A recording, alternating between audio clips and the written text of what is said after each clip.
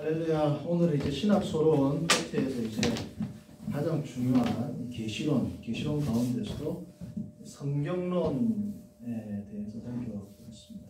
Doctrine of Scripture 혹은 Bibliology라고 합니다. Bibliology, 성경론에 대해서 살펴보겠습니다.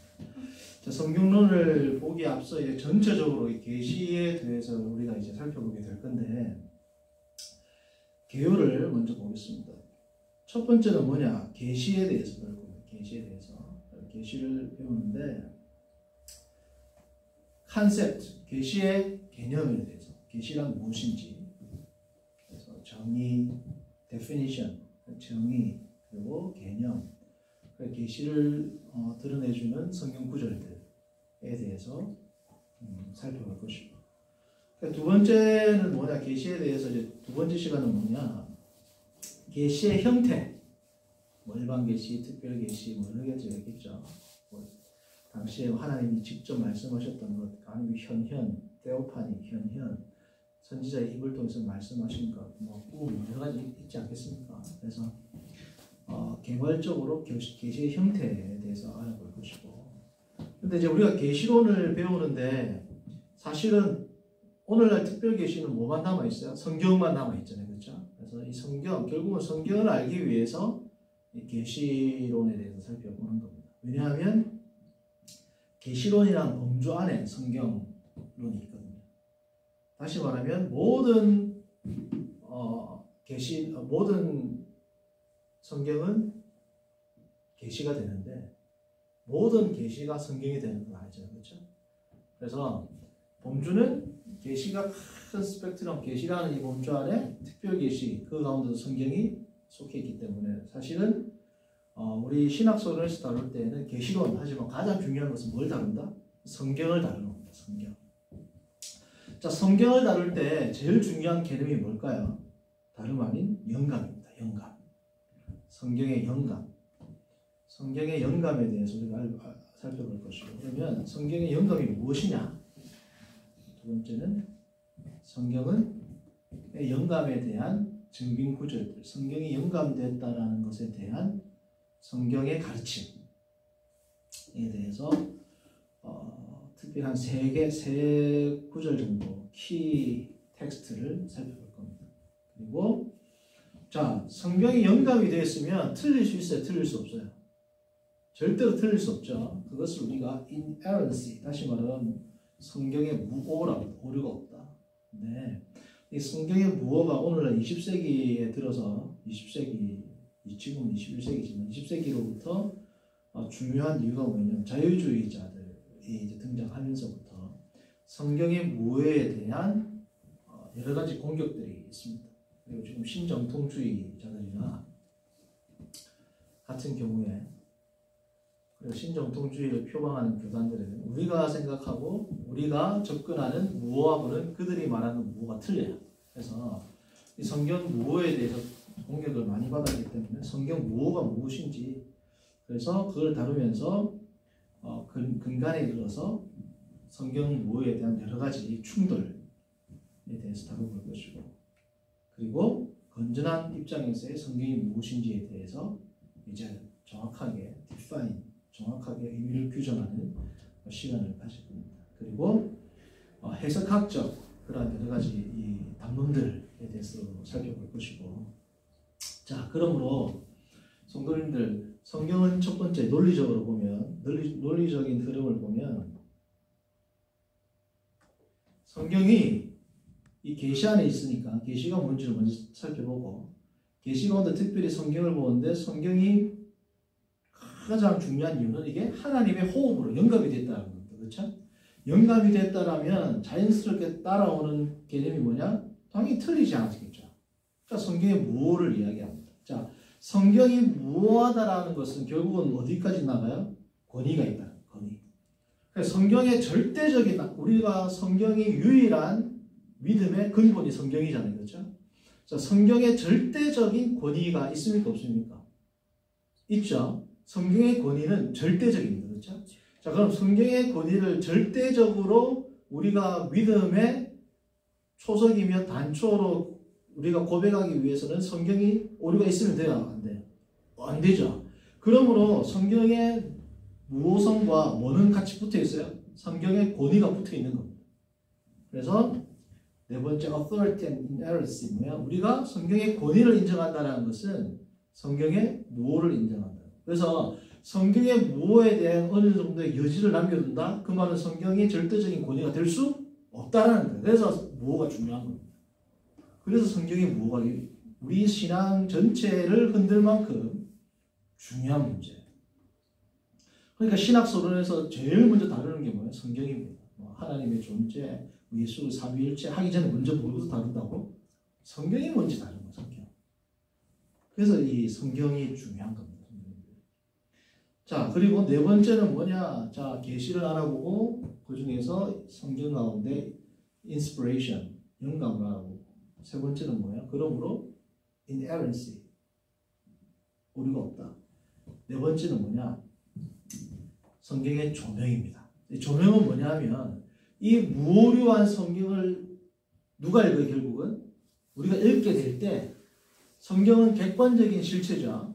이 객관적인 실체인 성경을 성도가 성경과의 인카운터, 성경을 만나고 성경을 읽고 성경을 접할 때 어떠한 메커니즘으로, 그러니까 성경의 인스피레이션은 성경이 쓰여질 때의 메커니즘을 다루었다면, 일루미네이션은 뭐냐면 성경과 독자, 화자와 청자와의 관계에서 어떠한 메커니즘으로 우리가 하나님에 대해서 알게 되는가를 살펴보는 게 성경의 조명입니다. 조명.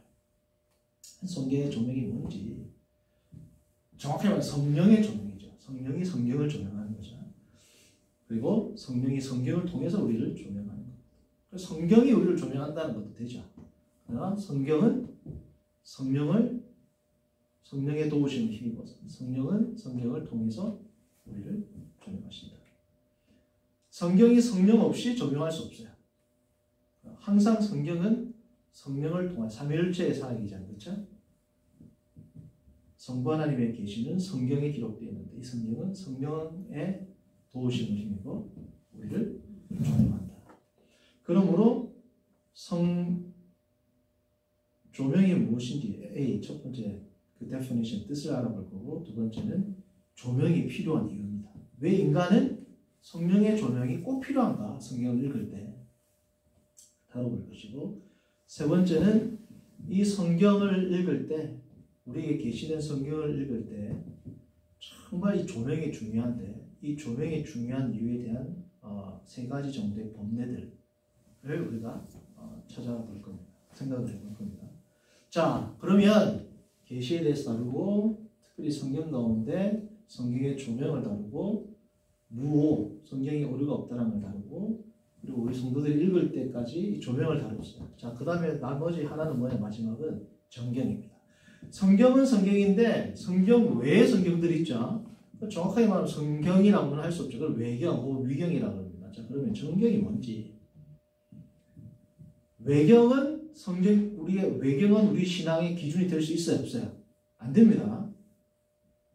위경도 신앙의 기준이 될 수 있어요, 없어요? 안 돼요.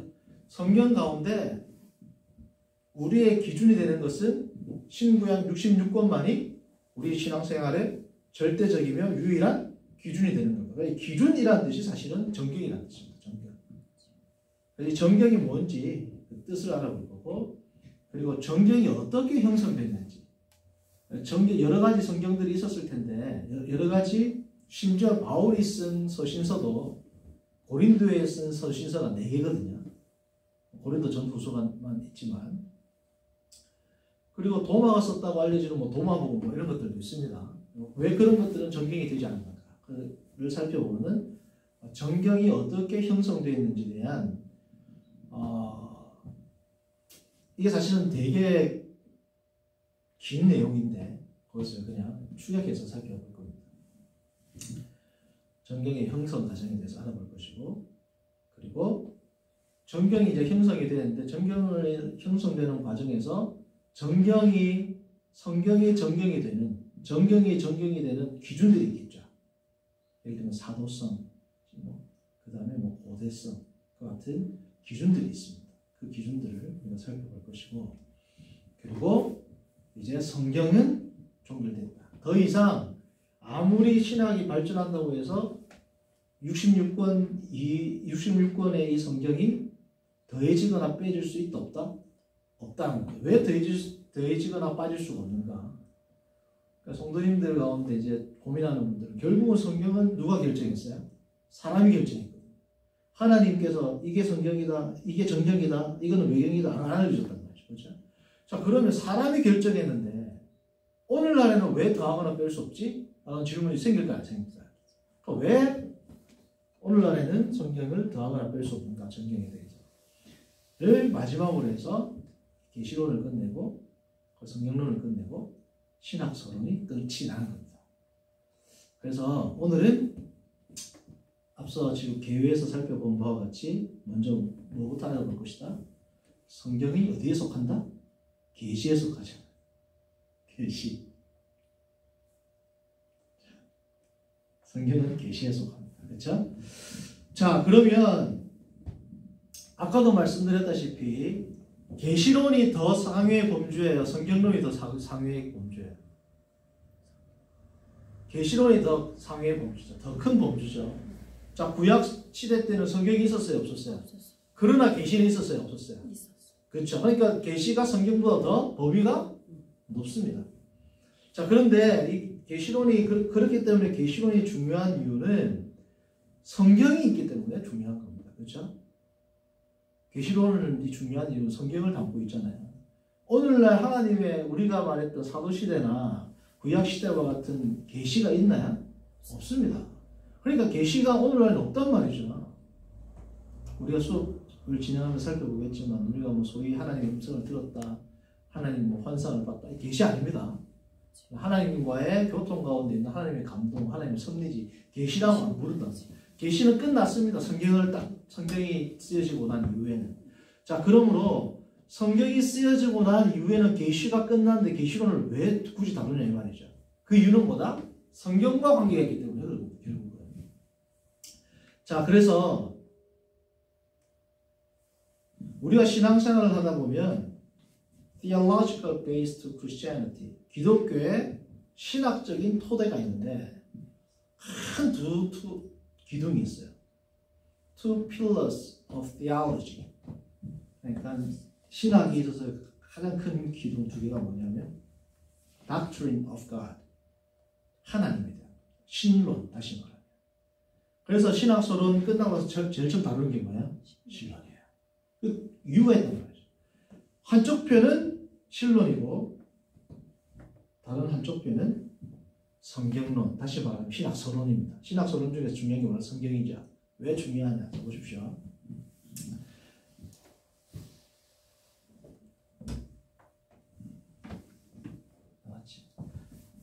자, 신론, 하나님이 누구신지, 포괄적으로는 하나님이 누구신지, 특별히 이 신론은 성부 하나님만 다루는 게 아니고 성부, 성자, 성령 하나님 삼위일체를 다룹니다. 신론은 특별히 삼위일체, 성부 하나님, 성부 일성론, 성부 하나님만 다루는 게 아니고 신론 있고 기독론 있고 성령론 있으니까 꼭 신론에서는 성부 하나님만 다루고 기독론에서는 예수님 다루고 성령론에서는 성령만 다룬다 생각하시면 안 되고, 신론은 성부, 성자 하나님을 전체적으로 삼위일체적인 관점에서 다루는 게 신론입니다. 그러니까 하나님의 속성, 하나님의 본질, 삼위일체, 존재, 그리고 창조와 성부 하나님 하신 거 아니잖아요. 그렇죠?